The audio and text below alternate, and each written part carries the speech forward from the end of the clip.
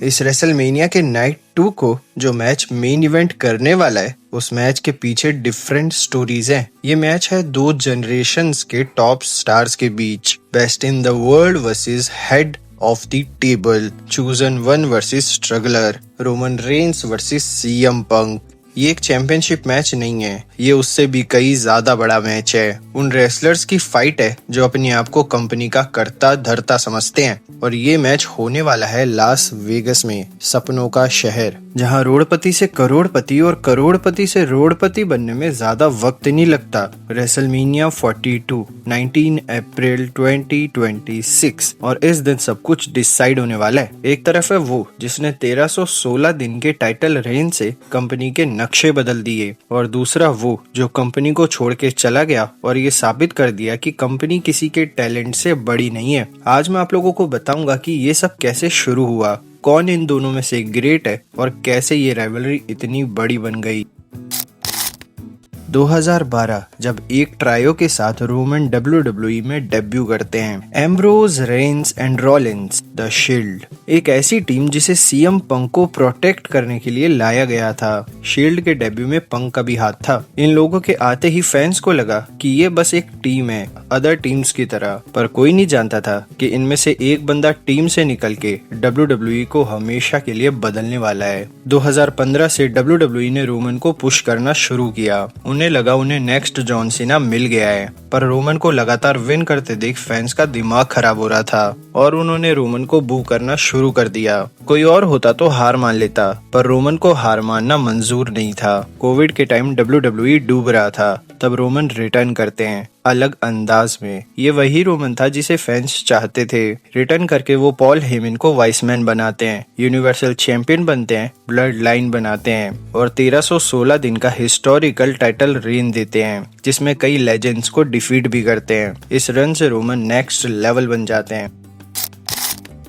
Roman से काफी अलग सीएम पंक की कहानी है, जिसमें दर्द और गुस्सा दोनों मौजूद थे। शिकागो का एक आम लड़का जो नशे पते से दूर था, एक लड़का जिसकी जिंदगी काफी अलग थी पर उसकी आवाज तेज थी। 2011 का एक नॉर्मल सा मंडे नाइट रॉ, पंक एंट्रेंस के पास बैठे थे और कुछ ऐसी बातें बोल गए जो सिस्टम के खिलाफ थी। आज भी उस पाइप बॉम्ब वाले प्रोमो को याद किया जाता है और रिप्ले में देखा जाता है। पंक ने विंस को गाली बकी और कहा कंपनी उन्हें पुश नहीं करती, और कहा कि मैं बेस्ट हूँ। क्राउड ने उनकी बातों पे रिएक्ट किया और जताया कि हाँ ये सच बोल रहा है, जिसके बाद वो WWE के चैंपियन बने। 434 दिन देखने में तो काफी कम टाइम है, पर इस टाइम में उसने पूरा एरा अपने नाम कर लिया।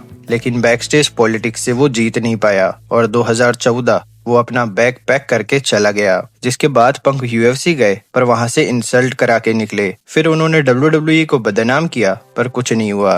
लेकिन ये एंड नहीं था। 2023 सर्वाइवर सीरीज वॉर गेम्स खत्म होने के बाद म्यूजिक बजा, कल्ट ऑफ पर्सनैलिटी, पूरा अरीना चीख पड़ा। सीएम पंक WWE में वापस आ गए थे, वो भी अपने होम ग्राउंड में।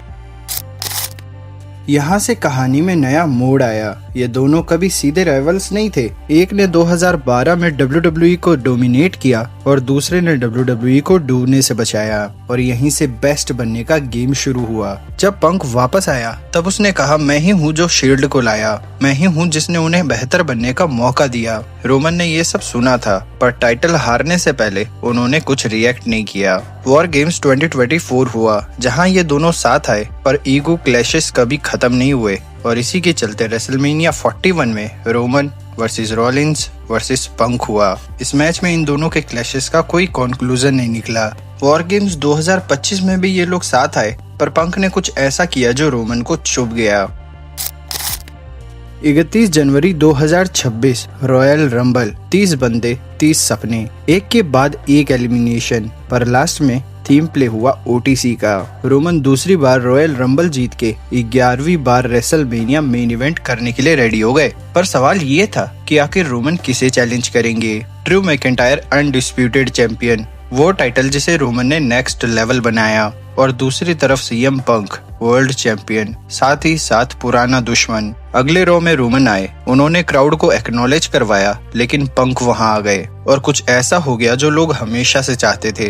दोनों ने एक दूसरे पर भड़ास निकाली। रोमन ने क्लियर किया कि तेरे पीछे से की जाने वाली हरकत मुझे पसंद नहीं आ रही है। मैं तुझे इसलिए चूज नहीं कर रहा हूँ क्योंकि तू कोई बड़ा स्टार है, ना ही क्योंकि तू नेटफ्लिक्स पर है। तुझे चूज करने का कारण है नफरत, और मैं तुझसे हद से ज्यादा नफरत करता हूँ। और रेसलमेनिया में जब तू हारेगा तू मुझे एक्नॉलेज करेगा। इस प्रोमो ने सब क्लियर कर दिया और वॉर का ऐलान कर दिया। जो चीज 2025 से हिंट की जा रही थी वो ऑफिशियल हो गई।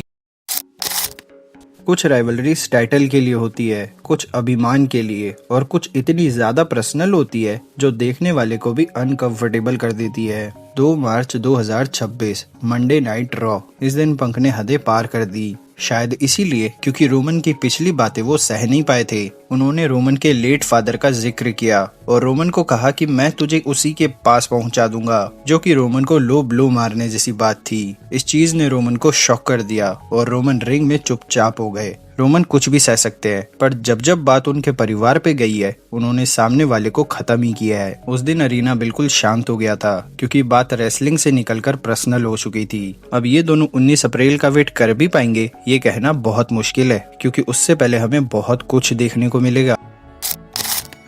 अब करते हैं वो चीज जो हर फैन की पहली पसंद है, आखिर बेहतर कौन है। डिबेटेबल है पर मैं इसे आसान बना देता हूँ। WWE में माइक स्किल्स उतनी ही मैटर करती है जितनी रेसलिंग। सीएम पंक जब भी माइक उठाते हैं फैंस रुक जाते हैं और सुनते हैं कि आखिर ये क्या कहेगा। पाइप बॉम्ब को तो आज भी याद किया जाता है। पंक के प्रोमोज में ऐसे ट्रुथ होते हैं जो अनकंफर्टेबल कर दे। वहीं रोमन जिन्होंने एक्नॉलेज मी को अपना पहला सेंटेंस बनाया। रोमन के प्रोमोज का तरीका बिल्कुल अलग है। वो जो बोलते हैं ऐसा लगता है वो उसे फील कर रहे हैं। स्क्रिप्टेड चीज को भी रियल बनाने में वो एक्सपर्ट है। इन दोनों का तरीका अलग है जिसे कंपेयर करना मुश्किल है।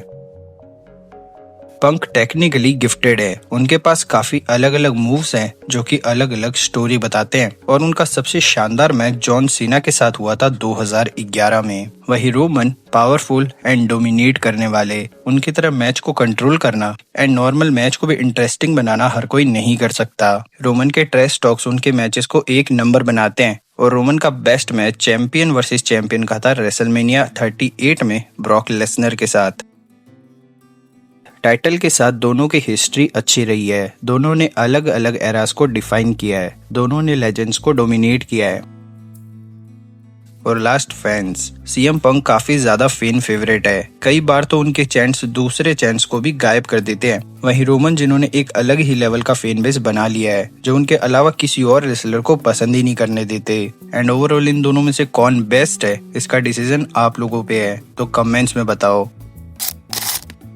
अब लास्ट पॉइंट तो ये है कि लास वेगस में वो कौन होगा जो लास्ट में खड़ा रहेगा टाइटल के साथ फैंस के चीयर्स के बीच। रोमन जिन्होंने रॉयल रंबल जीता, उन्होंने 2020 में WWE को संभाला। WWE का रोमन पे पक्का ट्रस्ट है। वहीं पंक जो डिफेंडिंग चैंपियन है, चैम्बर में वो अपना टाइटल ऑलरेडी डिफेंड कर चुके हैं, और पंक रेसलमेनिया मोमेंट्स बनाने में मशहूर है। और उनके करियर की खासियत है हमेशा कुछ अनएक्सपेक्टेड ही हुआ है, पर यहाँ कुछ है जो हमेशा हम मिस कर देते हैं। ये मैच सिर्फ टाइटल का नहीं है, दो अलग अलग सोच के बीच का है। Acknowledge me versus best in the world का है।